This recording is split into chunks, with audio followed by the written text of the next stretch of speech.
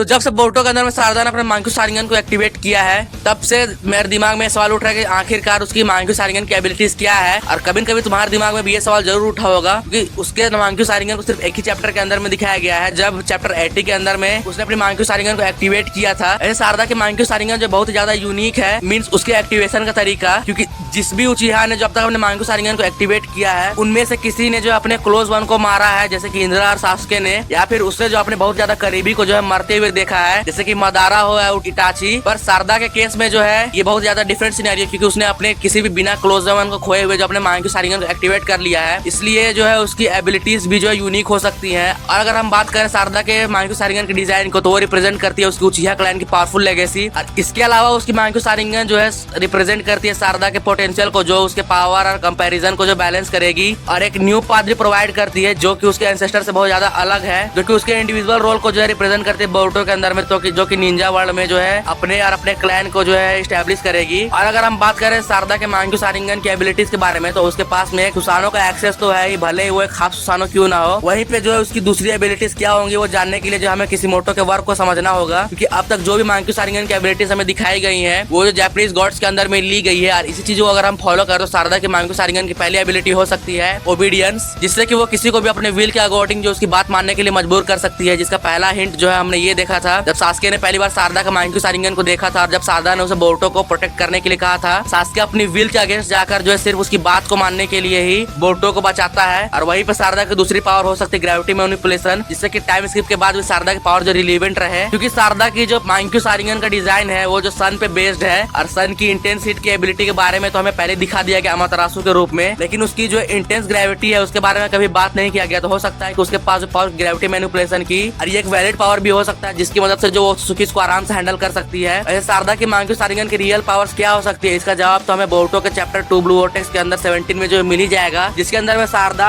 Konohamaru और मित्सुकी और उसके साथ सैंड विलेज के कुछ निंजास जो मिलकर है मात्सुरी और रियू से लड़ने वाले जो कि सिंजूस हैं। तो तुम्हें क्या लगता है कि शारदा की जो मांग्यू शारिंगन की एबिलिटीज है वो क्या होने वाली है? अपने ओपिनियंस मुझे कमेंट्स जरूर बताना। और अगर तुमने वीडियो यहाँ तक देखी तो तुम्हें वीडियो जरूर पसंद आएगी, तो वीडियो को लाइक करके चैनल को सब्सक्राइब कर दो।